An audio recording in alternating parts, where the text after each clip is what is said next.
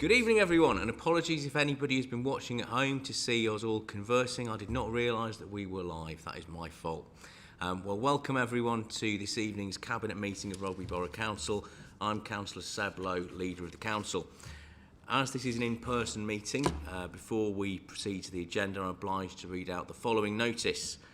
There is no fire drill scheduled in the building this evening. If the fire alarm sounds, therefore, please could I ask that you make your way down the main staircase, out of the main doors of the Town Hall and congregate at the entrance to Caldecott Park. An officer of the Council will then give instructions as to when it is safe to enter the building. Moving on then to the formal agenda. The first item, I believe, is the minutes of the last meeting. Are members of Cabinet content for me to sign those minutes? Any dissent? Okay, I will sign those minutes then. Item number 2 is apologies for absence. Do we have any apologies for absence, Executive Director? Chair, we have apologies from Councillor Roberts, we have apologies from Councillor Roodhouse, and Councillor Douglas is here tonight, and also Councillor O'Rourke and Councillor Brader is here this evening. Thank you very much. Item number 3 is declarations of interest. First of all, do we have any declarations of non-pecuniary interests as defined by the Councillors' Code of Conduct for Councillors? And do we have any declarations of pecuniary interests as defined by the Council's Code of Conduct for Councillors? And finally, are there any notice under Section 106 Local Government Finance Act 1992 non-payment of community charge or council tax? No. Okay. Item number 4 is question time. Do we have any questions, Executive Director? Chair, we have no questions this evening. Okay. That is straightforward then. Item number 5 is the Platinum Jubilee Working Party. In Councillor Roberts' absence, I will move this. This is to set up a working party to determine how we'll commemorate the Platinum Jubilee of Her Majesty the Queen. Do I have a seconder from Cabinet? Thank you, Councillor Poole. Councillor Douglas, do you wish to say anything on this?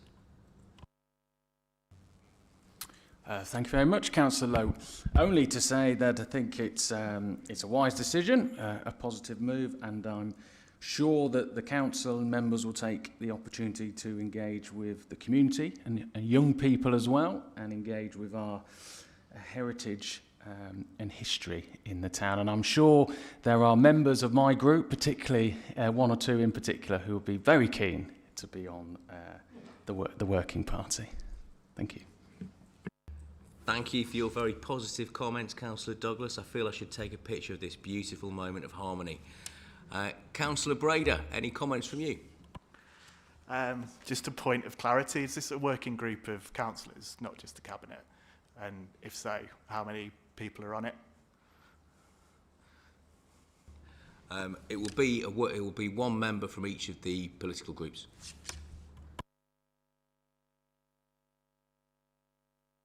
Switch the microphone back on. In that case, I'll put that to a vote. Can I ask all those in favour to raise their hand, please? That is carried unanimously.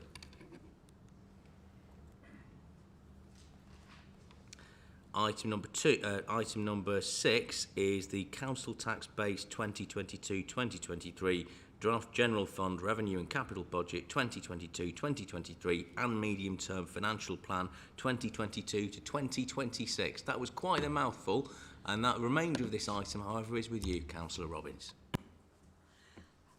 Thank you, Chairman. This, as you've said, is the report for 2022-23 with a Medium Term Financial Plan to 25-26. The report is basically what we've been discussing over the last 12 months. We've had lots of meetings and we've met with the opposition groups as well. And the good news, of course, is that the provisional financial settlement, which has now been taken into account, of 2,208,000, does make us a much better position than we expected to be in at this time. It now means that the gap for 22-23 is only at 328,000. which I'm sure we will be able to fill in good time. Very little more to say on that at this time. I'm sure there will be lots more to say at budget setting, but if there are any questions, I'm quite sure we can answer them between myself and John. Thank you, Councillor Robbins. Do I have a seconder from the Cabinet? Councillor Simpson-Vince, is that a raised hand I can see? Yes. Thank you very much. Councillor Douglas. Thank you, Councillor Lowe. Yeah, just two questions, 2 points on the report. One thing that sticks out is the removal of the town centre improvement budget in 23-24. Are there any further details on why that is the case? And there's obviously, on the face of it, are we concerned about, ageing infrastructure in the town and how we're going to continue to improve infrastructure across the town centre? And then secondly, the park connector funding is down as 0 for 23-24. So again, it was any further details on why that is the case. I know Park Connect funding links up with grants, but it'd be interesting to know further details as why it's down for 0. Thank you. Thank you, Chair. With regards to the town centre funding, I'm sure Councillor Bader is aware we are actually in the process of a town centre regeneration project. And so obviously for this year that funding is coming out, but if you look on the agenda, it's in for next year. I'm sure John Illingworth will be able to elucidate a little more clearly. Thanks, Councillor Robbins.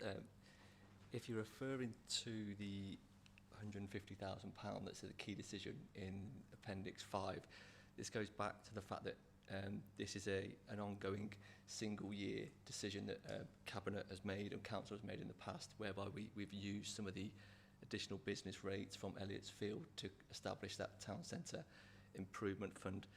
Every year we take it as a key decision to be approved that current year. So at the moment, it's been classed as the same decision as last time. It's just 1 year, and then potentially next year that's a decision for Cabinet and Council to make whether they want to continue with that fund again.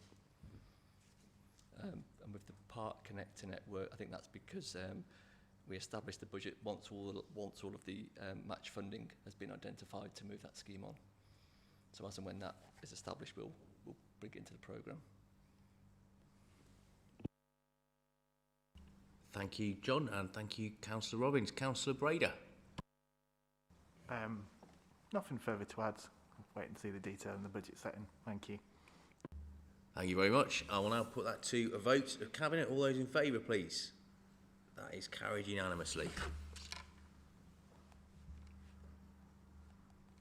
The next item is item number 7, the Community Grants and Service Level Agreements 2022-2023, which is with you, Councillor Crane. Thank you, Chair. Yeah, this report setting out the proposals for the community grants and SLA agreements for the coming financial year. It's proposing to continue the funding of the SLAs to the community associations and the food bank, and to suspend the one-off community grants for this year while we carry out a review. There's a number of reasons for deciding to do that, and they're all explained in the report. But essentially, there seems to be a pattern of reduced applications and underspend, and we want to review this in full and look at how we can best support the sector. So, move the report. Thank you, Councillor Crane. Do I have a seconder from Cabinet, please? Councillor Poole. Councillor Douglas, any comments? Thank you, Councillor. It was just on the review. It says that it will come to Cabinet in late 2022, and then will it come to members after that? Or is it Cabinet only? Thank you. I believe that it would, yeah, because it'll come back to Cabinet and then to Council.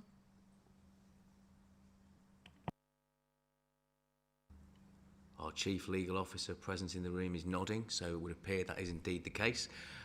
Councillor Brader. Yeah, I suppose I should declare I sit on the working group as well. I think I've done it for about 4 years now. It's been one of the more enjoyable groups that I sit on. I think the collaborative approach that we take as councillors on all of this is really positive.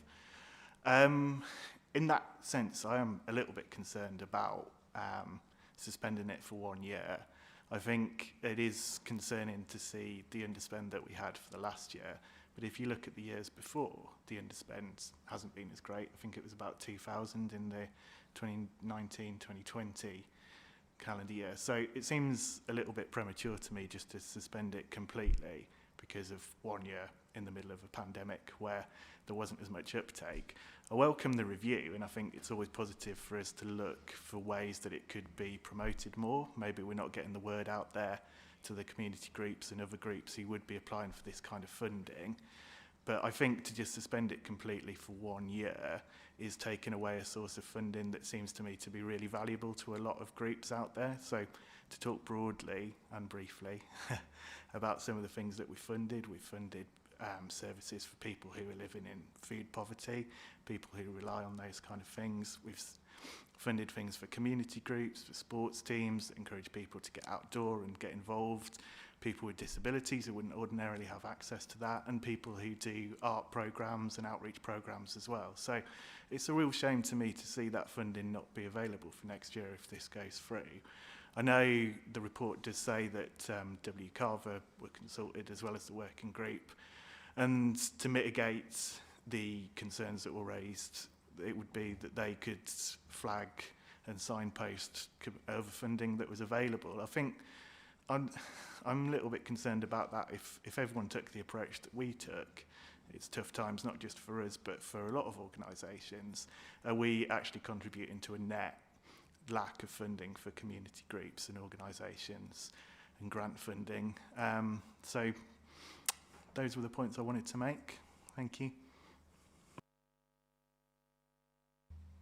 Thank you, Councillor Brader, and thank you for your kind words about the working group. I would agree it's been a valuable group and we work very collaboratively together. I would say I do take on board your comments and just reiterate that it was very late, the grant process this year, so it was only decided in November of 2021, so whilst it may be suspended for next year, there's not a long period of time as there would have been if the grants process had happened in the usual way in 2021.